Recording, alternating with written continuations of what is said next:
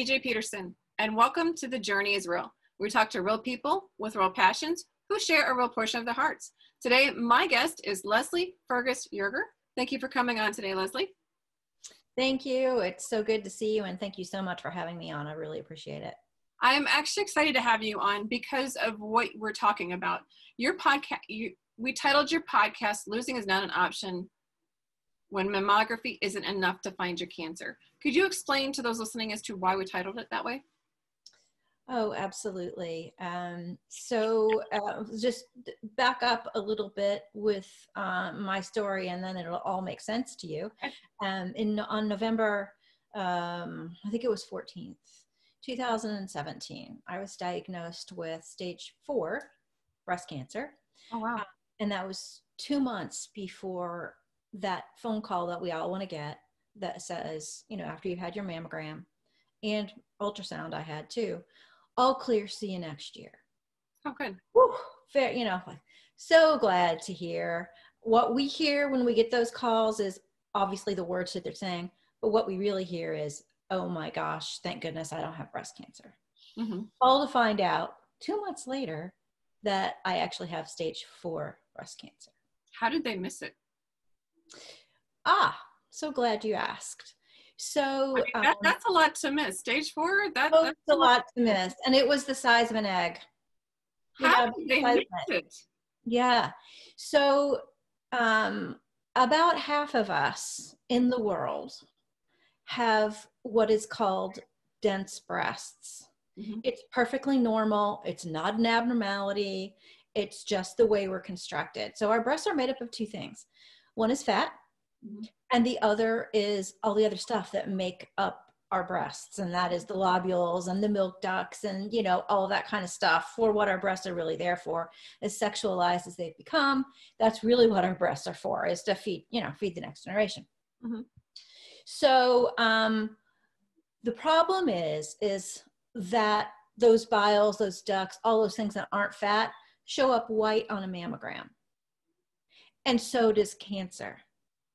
So the more of that you have, the less likely it is that the radiologist will be able to see cancer in and among all of that. Wow. So mammography will miss more than half of all breast cancers in women with dense breast tissue. And here's the real kicker. The more dense you are, the more likely it is you are to have breast cancer in the first place. So not only does mammography miss a lot of cancers in women with dense breasts, those with dense breasts are more likely to get breast cancer. Double whammy, crazy. No one knows this. Everyone should know this. Yeah, everyone should. I had no idea. Yes. Isn't it nuts? And so that's how it happened. And I didn't know anything about this, obviously, until after the fact, after it was too late. So now this is my life's mission. This is my heart's desire, my big dream, the big dream is that every woman gets the breast cancer screening that they deserve to have, that will actually find that cancer. So and what is the screening that'll find it if the mammography doesn't do it? Right. So there are about 3 things out there that actually find 300 to 400% more breast cancers than mammography in women with dense breasts, including 3D mammography.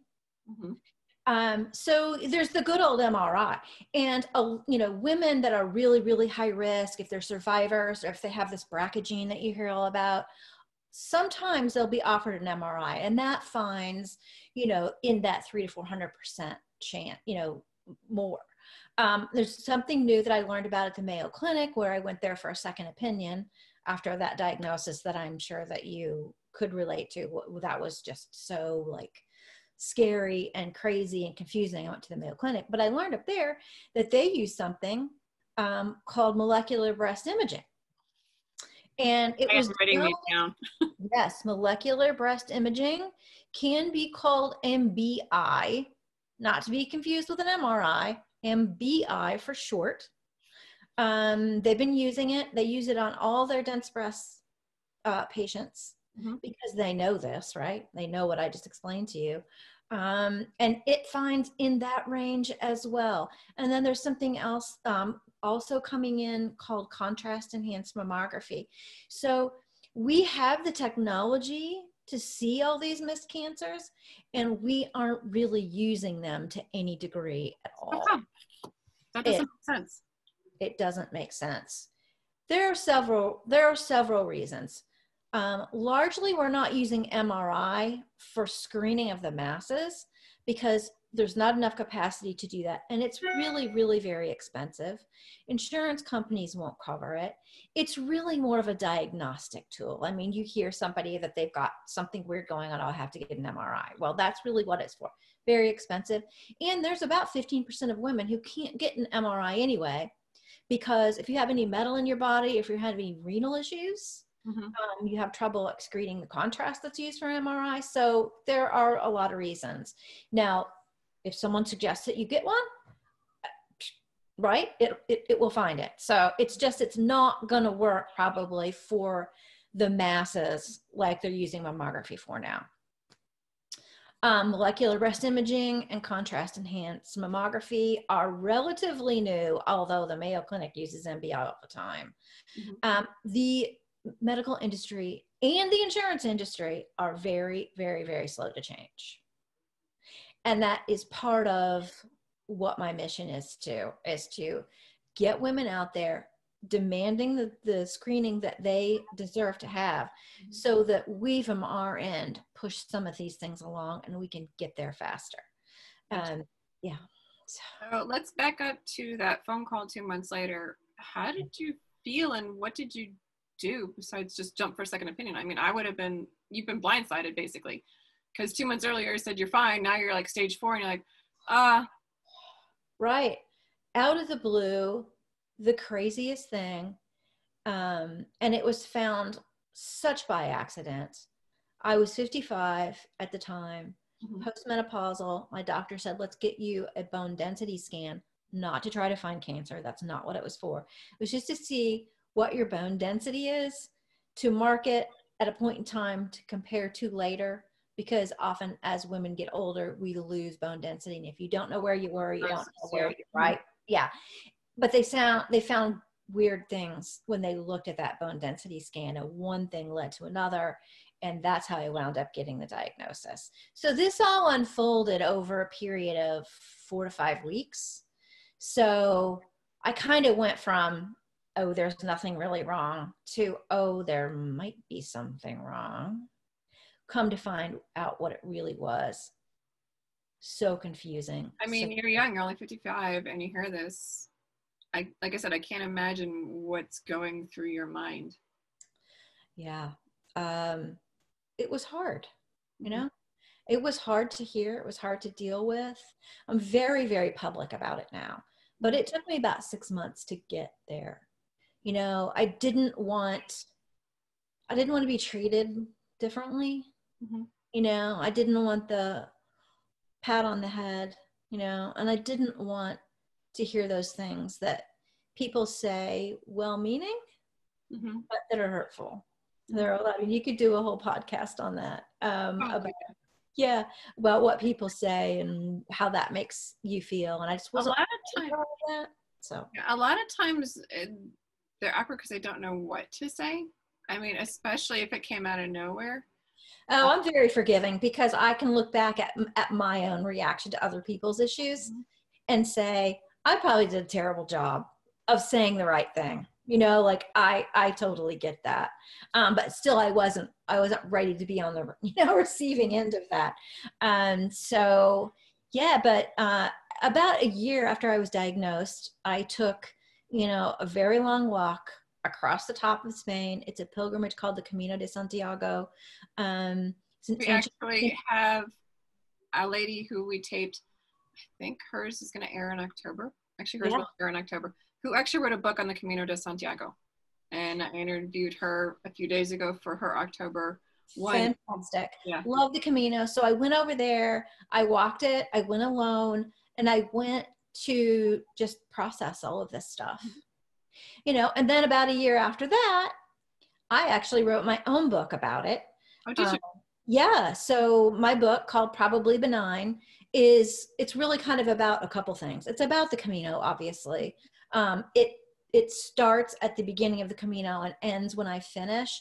But so obviously the Camino story is in there, but there's also a lot about, what I was thinking and what I was processing, and where we are to start with the journey of breast cancer screening and where we need to end. So what kind of parallels, it's got some parallel stories in there.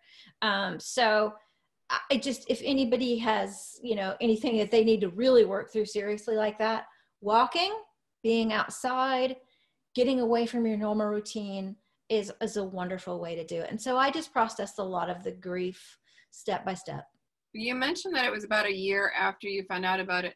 In that year, did you do like the chemo and the radiology and all that? So you waited till you got like the clear signal to go do the walk? Because doesn't that normally take a little bit longer for that? Yeah. So interesting thing about the diagnosis that I got and what's happened since then is I started on a standard course of treatment that really isn't chemo.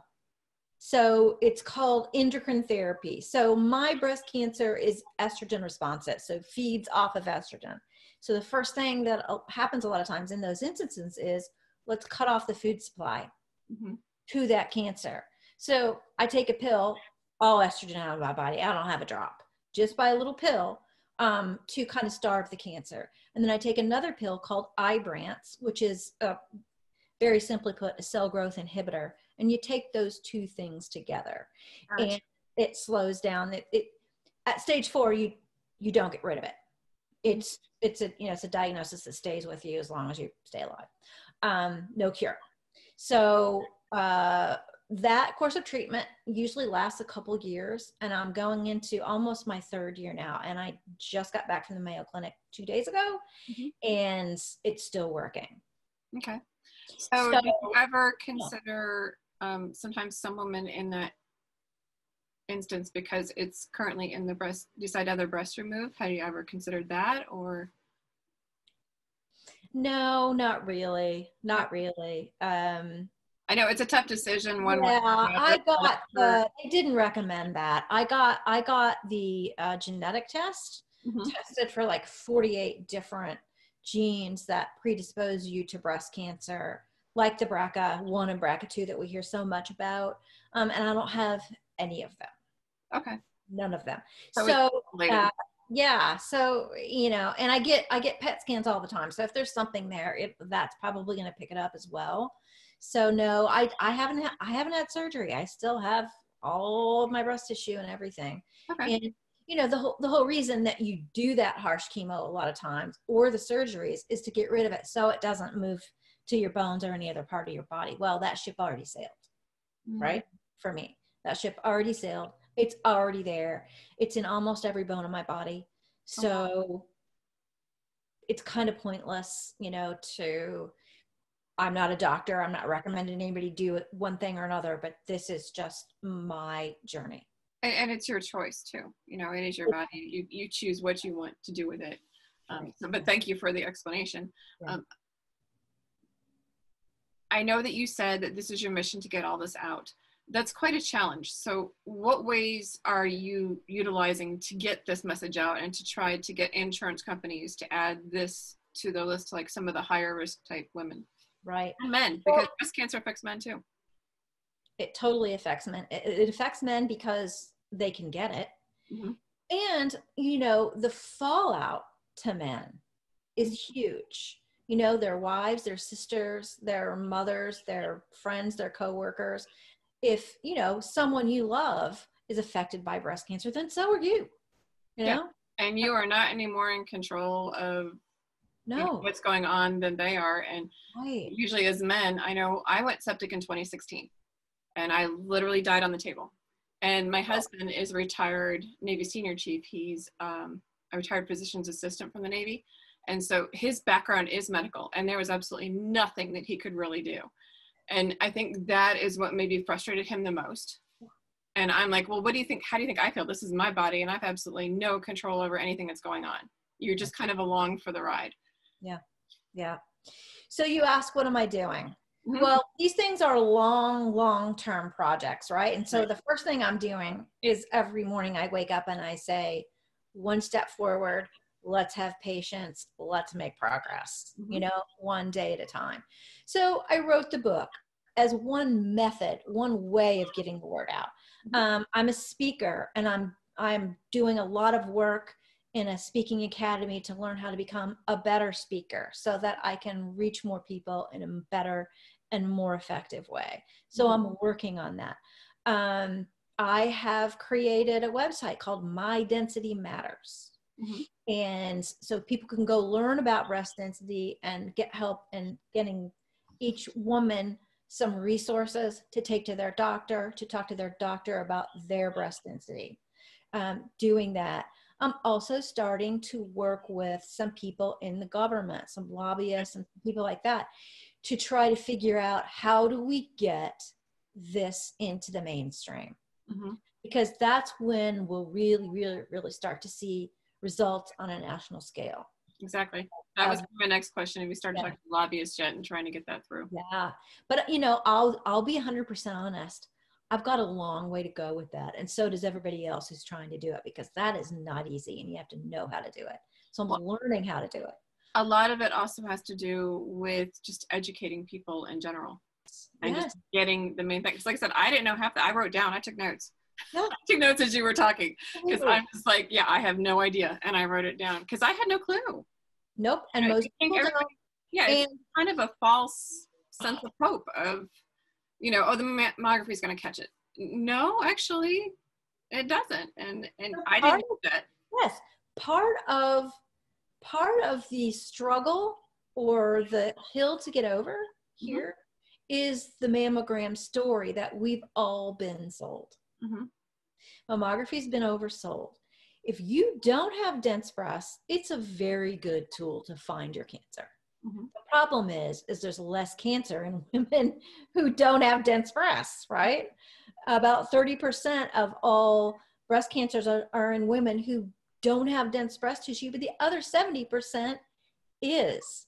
So it's a lot of women. 26 million or so women are underserved by mammography. But we have been told, get your mammogram. And again, the story we tell ourselves, they don't say this, if you'll notice. They won't say you don't have breast cancer. They will say something like, no evidence of cancer seen. That's going to be their wording. They'll never call you and say you don't have breast cancer. They will call you and say, no evidence of disease seen on your images. Well, that's probably true. But that doesn't mean it's not there. Right? So we have a long way to go with education. We have a long way to go with, getting these modalities into the mainstream so that everybody can have their cancer found. But one thing that I tell everyone when I speak to them is just do this one thing. Find out your density and talk to your doctor about any additional screening you can get if you're the type of person who needs it. If just think about it, if every woman did that, what a difference it would make. Oh yeah, definitely. Okay? So that's a good start right there for every individual woman to do. So people who want to find you online, learn more about you and your walk and your book, and just find out, want in touch with you about speaking, how can they find you online? So everything that you'd ever want to know or do regarding me is at my website, leslieferrisjerger.com. You can see the book, buy the book. You can book me for speaking. You can book me for a book club event if you'd like that.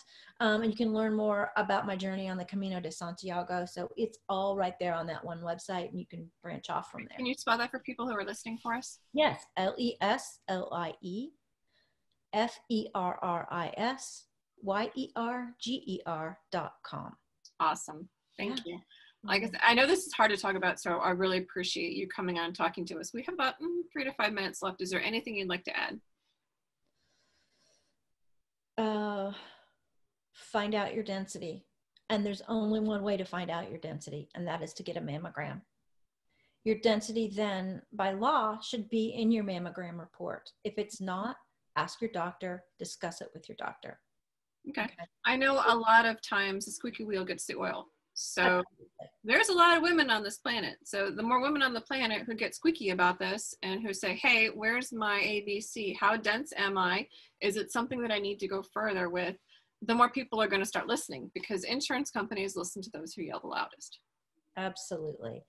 And once you mention it on your own, then it becomes something that, you know, you've talked about with your doctor, and on the record, a little bit more on the hook for it, if you will.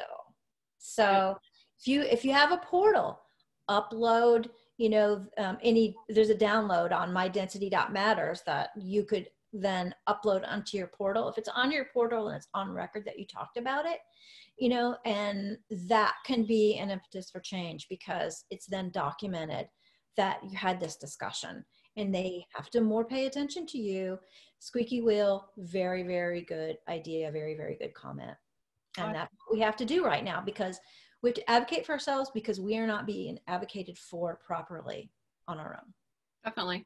Well, I do thank you for coming on today. I thank you for sharing your heart. I thank you for sharing your journey. I know it wasn't easy, but the more women who speak up, the more who talk about this stuff.